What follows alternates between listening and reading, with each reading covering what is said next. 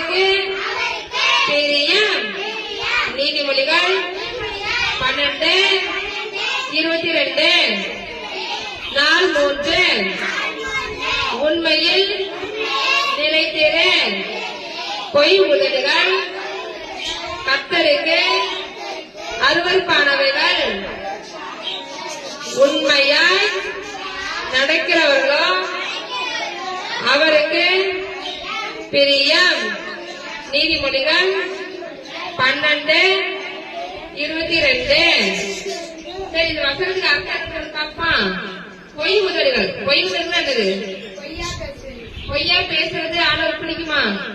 எது கட்டாலும் சரி பொய் சொல்லிட்டே இருந்தா யாருக்குமே உன்னை பிடிக்காது, ஏசப்பாவுக்கும் பிடிக்காது.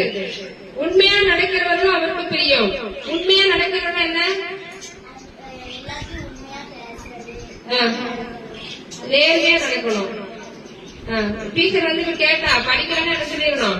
டீச்சர் சாரி, என்னால படிக்க முடியல அப்படின்னு உண்மை பேசிட்டா பரவாயில்ல.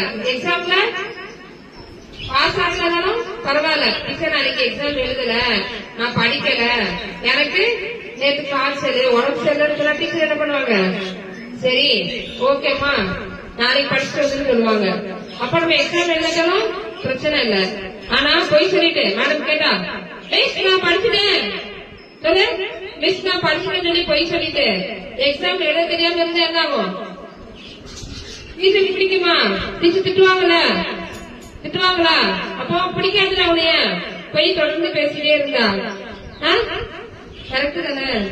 இப்போ அம்மா சொல்றாங்க சாப்பிடுன்னு சொல்றாங்க, நீ சாப்பிடாம என்ன பண்ற? கார்டனுக்கு ஓடுற. உங்க அம்மா வந்து கேக்குறாங்க ஏன் பாப்பா சாப்பிடான்னு கேட்டா, ஐயோ எனக்கு வயிறு வலிக்கு அப்படின்னு சொன்னா என்ன அர்த்தம்? பொய் தானே? நீங்க போன வேற தானே ஓடுன, சாப்பிடல. அப்ப என்ன சொல்லணும்? நான் அப்புறமா சாப்பிடுறேன் அப்படின்னு நினைச்சு உண்மையே பேசணும்.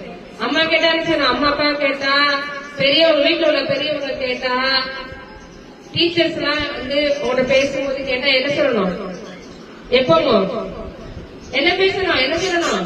பொய் சொல்லணுமா உண்மை சொல்லணுமா? ஏய் சிப்பா என்ன சொல்லணும்? தம்பி என்ன சொல்லணும்? உண்மைய பேசணும்.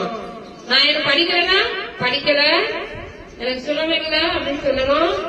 வீட்டுல வேலை செய்ய சொன்னா என்ன சொல்லணும்? செய்யணும். அம்மா பெரிய வீட்டுல பெரியவங்களா கீழ்படிந்து நடக்கணும். ஏசப்பாவுக்கு பயந்து நடக்கணும். அதுதான் ஏசப்பாவுக்கு. என்னென்ன சத்தமா சொல்லிடுமா அந்த அசுரத்தை? பொய் உதவிகள் ஏசப்பாவுக்கு பிடிக்காது. உண்மையா என்னதான் ஏசப்பாவுக்கு பிடிக்கும். நீ உண்மையா இருந்து ஏசப்பாட்ட கேட்டா அது கண்டிப்பா கிடைக்கும். சரியா? சொல்லுமா? நாள் 3. உண்மையில் நிலைத்திரு. பொய் உதவிகள் கர்த்தருக்கு அருவருப்பானவைகள்.